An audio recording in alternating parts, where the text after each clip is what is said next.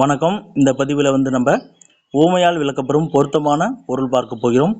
அலையில் அகப்பட்ட துரும்பு போல. அலையில் அகப்பட்ட துரும்பு அங்கேயும் இங்கேயும் அலைந்து பிரிஞ்சு போயிடும். பிரிதல்.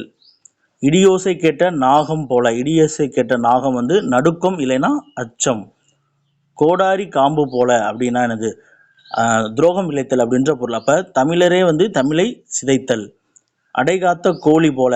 கோழி அடைகாக்கும் பொழுது அது பாதுகாப்பாக இருக்கும், முட்டைக்கெல்லாம் பாதுகாப்பு. யானை வாயில் போன கரும்பு போல அப்படின்னா என்னது? மீளாது இல்லைன்னா ஏமாற்றம். யானை வாயில் போன கரும்பு போல ஏமாற்றம். இஞ்சி தின்ற குரங்கு போல. இஞ்சி காரமாக இருக்கும். இஞ்சி தின்ன குரங்கு போல முழிக்கிறாம்பார் அப்படின்னு சொல்லி என்னது?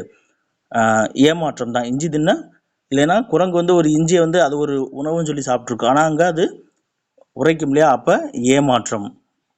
இல்லைன்னா செய்வது அறியாமல் விழித்தல் முழித்தல் அப்படின்ற பொருளில் வரும். உட்சுவர் இருக்க புறச்சுவர் பூசுவது போல அப்படின்னா என்னது? பயனற்ற செயல். உள்ளே இருக்க சுவரை பூசாமல் வெளி சுவரை பூசுறதுனால எந்த பிரயோஜனம் இல்லை, பயனற்ற செயல். முழு பூசணிக்காயை சோற்றில் மறைப்பது போல. அது நடக்கிற காரியமா? முழு பூசணிக்காயை சோற்றில் மறைக்க முடியுமா? முடியாது. அப்போ இயலாத செயல் இல்லைன்னா இயலாத காரியம். நீருக்குள் பாசி போல அப்படின்னா நீருக்குள் பாசியும் ஒன்றா தான் இருக்குது. தண்ணிக்குள்ளே தான் எப்பவுமே பாசி இருக்கும். நட்பு. இனம் பிரிந்த மான் போல. அது மான் அதனுடைய கூட்டத்தை விட்டு அதனுடைய இனத்தை விட்டு பிரிஞ்சு போச்சுன்னா என்னது? அது தவிக்கும் இல்லைன்னா அலைந்து திரியும்.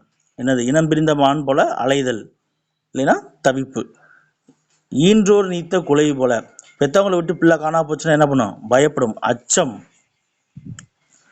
கண்ணை கட்டி காட்டில் விட்டது போல அப்படின்னா என்னது? எதுவுமே தெரியாது, அறியாமை. நன்றி.